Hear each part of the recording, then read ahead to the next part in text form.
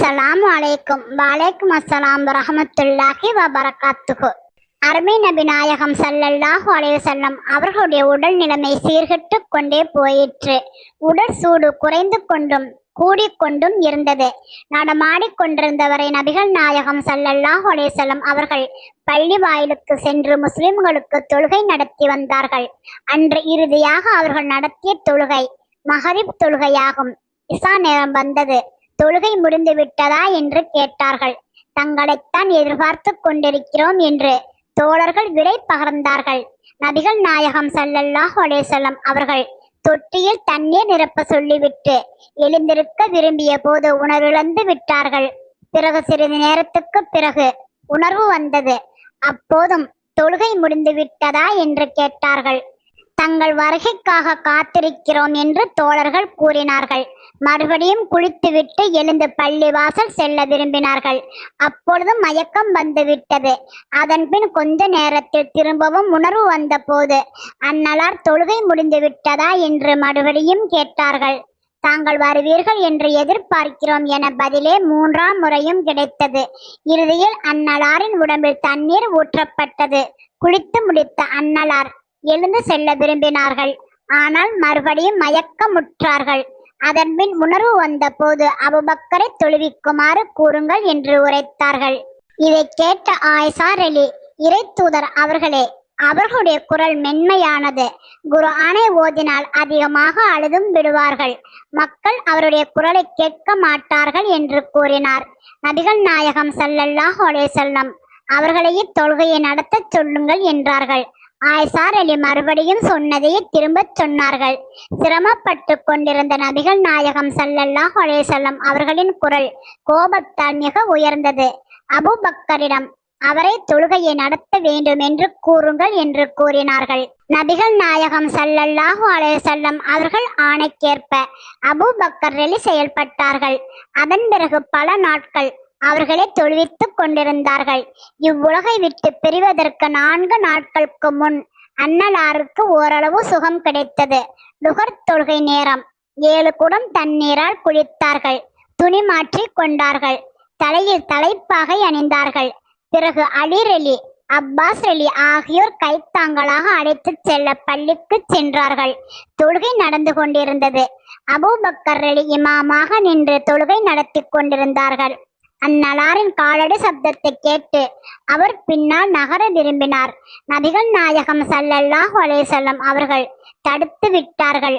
பிறகு அபூபக்கரின் இடது பக்கத்தில் போய் அமர்ந்து கொண்டார்கள். தொழுகைக்கு பிறகு நபிகள் நாயகம் ஸல்லல்லாஹு அலைஹி வஸல்லம் அவர்கள் ஒரு சிற்றுரை நிகழ்த்தினார்கள். முஸ்லிம்களே, நீங்கள் உங்கள் நபியுடைய மரணத்தை பற்றி பயப்படுகிறீர்கள் என்று நான் அறிந்தேன். எனக்கு முன் வந்த அத்தனை நபிமார்களுக்கும் மரணம் வந்தது. நானும் அவர்களை போன்றவன்தானே. சகோதரர்களே, யார் முதலில் ஹிஜ்ரத் செய்தார்களோ அவர்களுடன் நன்முறையில் நடந்து கொள்ளுங்கள். ஹிஜ்ரத் செய்து வந்தவர்களும் தங்களுக்குள் நல்ல முறையில் நடந்து கொள்வார்களாக. அன்சாரிகளுடனும் நல்ல முறையில் நடக்க வேண்டும். நல்லதை செய்யும் அன்சாரிகளுக்கு நல்லதையே செய்ய வேண்டும். தவறு செய்யும் அன்சாரிகளுடனும் அன்பாக நடந்து கொள்ள வேண்டும். பொதுவாக முஸ்லிம்கள் அதிகமாகிக் கொண்டே போவார்கள். ஆனால் அன்சாரிகள் அதே போல் குறைந்து கொண்டே போவார்கள். சகோதரர்களே, அவர்கள் தங்கள் பணியை செய்து விட்டார்கள். நீங்கள் உங்கள் பணியை செய்யுங்கள். அவர்கள் என் உடலுக்குள் இருக்கும் குடலுக்கு சமமாவார்கள். எனக்கு பிறகு முஸ்லிம்களின் ஹலீபாவாக ஆட்சியாளராக வரக்கூடியவர். அவர்களுடன் நல்ல முறையில் நடந்து கொள்ளுமாறு அறிவுரை செய்கிறேன். தொடர்ந்து உரையாற்றிய நபிகள் நாயகம் ஸல்லல்லாஹு அலைஹி வஸல்லம் அவர்கள் கூறினார்கள், முஸ்லிம்களே, அல்லாஹ் ஹலாலாக ஆக்கியதையே நான் ஹலாலாக ஆக்கியுள்ளேன். அவன் எதை ஹராமாக்கியுள்ளானோ அதையே நான் ஹராமாக்கியுள்ளேன்.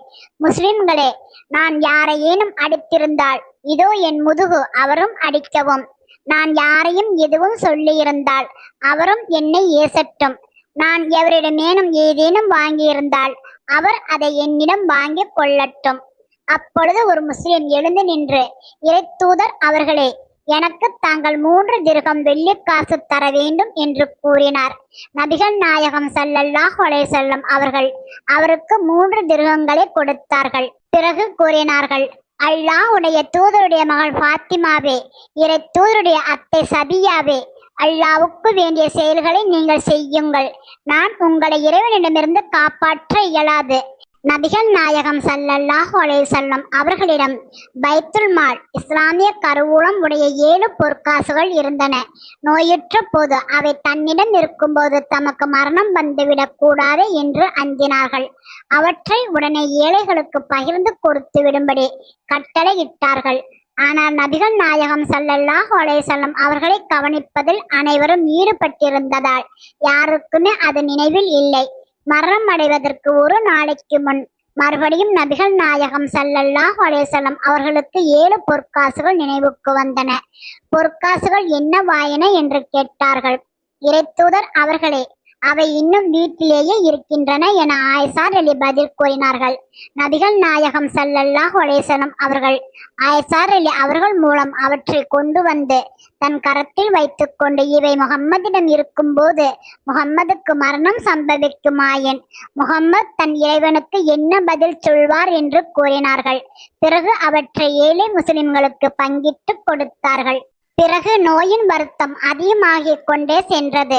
உடம்பெல்லாம் கொதிக்கும் அளவுக்கு காய்ச்சல் அதிகமானது.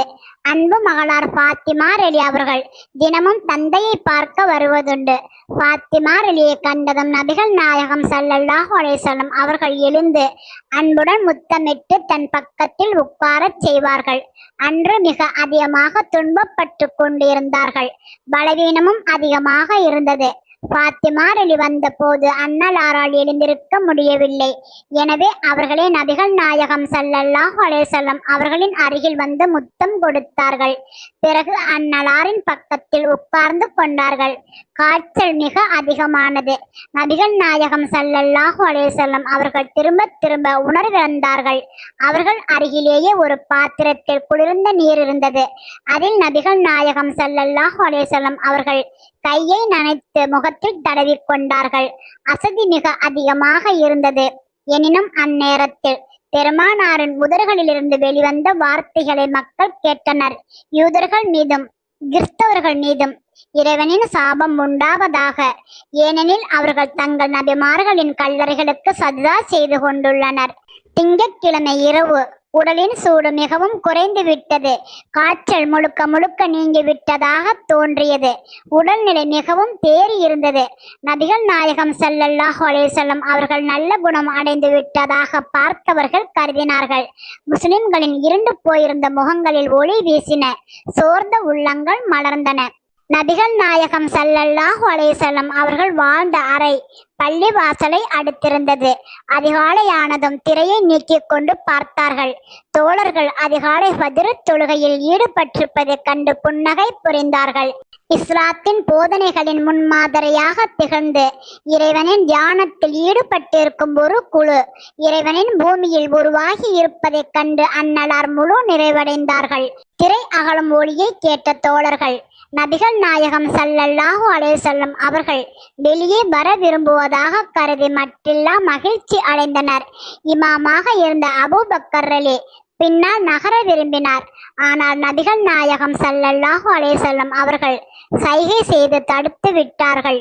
பிறகு அறையினுள் இருந்த வண்ணம் திரையை மூடினார்கள். திரையை கூட மூட இயலாத அளவுக்கு பலவீனம் அதிகமாக இருந்தது. கால்களால் நிற்கவும் இயலவில்லை. எனினும் தோழர்களின் மகிழ்ச்சியை கண்டு தாமும் மகிழ்ச்சி அடைந்தார்கள். நேரத்துக்கு நேரம் இயலாமை அதிகமாகிக் கொண்டே போயிற்று. மரணம் கொஞ்சம் கொஞ்சமாக நெருங்கிக் கொண்டிருந்தது. நபிகள் நாயகம் ஸல்லல்லாஹு அலைஹி வஸல்லம் அவர்கள் பாத்திரத்தில் தண்ணீர் கொண்டு வரச் சொல்லி அதில் பல தடவை கையை நனைத்து தமது முகத்தில் தடவி கொண்டிருந்தார்கள். முகத்தில் போர்வையை போர்த்துவதும் நீக்குவதுமாக இருந்தார்கள். நாவில் தொடர்ந்து இவ்வாக்கியம் ஒலித்துக் கொண்டிருந்தது: இறைவா, மரணத்தின் அவஸ்தையை தாங்கும் ஆற்றலை நீ எனக்கு தந்தருள்வாயாக. தமது தந்தையின் துன்பத்தை கண்டு மகள் ஃபாத்திமா ரலி துடித்து போனார். எனது தந்தை எவ்வளவு துன்பப்படுகிறார்கள் என்று தம்மையும் மீறி கூறினார். இன்றைக்கு பிறகு உனது தந்தை வருத்தப்பட மாட்டார் என்று நபிகள் நாயகம் ஸல்லல்லாஹு அலைஹி வஸல்லம் அவர்கள் கூறினார்கள். மாலை நேரம் நெஞ்சில் மூச்சு ஏறவும் இறங்கவும் ஆரம்பித்தது. இறுதியில் நபிகள் நாயகம் ஸல்லல்லாஹு அலைஹி வஸல்லம் அவர்கள் உதடுகள் அசைந்தன. அங்கிருந்தவர்கள் கேட்டனர், தொழுகையை கடைப்பிடியுங்கள், அடிமைகளை நன்கு பராமரியுங்கள் எனும் சொற்கள் மெல்ல கேட்டன. பிறகு கைகள் மேலே எழுந்தன. விரலால் சைகை செய்த வண்ணம் வேறொருவனும் இல்லை, அவனே மிக உயர்ந்த தோழன் என்று கூறினார்கள். இதை கூறிய வண்ணம் கைகள் தாழ்ந்து விட்டன, கண்கள் மேலே நோக்கின. தூய ஆன்மா இறைவனிடம் போய் சேர்ந்தது. அன்று திங்கட்கிழமை, ரபியுல் அவ்வல் மாதத்தின் 12ஆம் நாள், ஹிஜ்ரி 11ஆம் ஆண்டு. அன்பு தோழர்களின் கண்களுக்கு உலகமே இருண்டு விட்டது. நாம் அல்லாஹ்வுக்கே உரியவர்கள். இன்னும் நிச்சயமாக நாம் அவனிடமே போக விரும்புகின்றோம். இறைவா, நீ அவர்கள் மீதும் அவர்களுடைய குடும்பத்தார், தோழர்கள் அனைவர் மீதும் அமைதியை சொரிவாயாக. நபிகள் நாயகம் ஸல்லல்லாஹு அலைஹி வஸல்லம் அவர்கள் மரணம் அடைந்த போது அவர்களுக்கு வயது 63. இன்ஷா அல்லாஹ் இதன் தொடர்ச்சி வரும் நாட்களில் கேட்கலாம். இறைவனுக்கு அஞ்சுவோம், இறைவனின் கட்டளைக்கு கீழ்ப்படிவோம். தபாரக்கல்லாஹ், அல்ஹம்துலில்லாஹ்.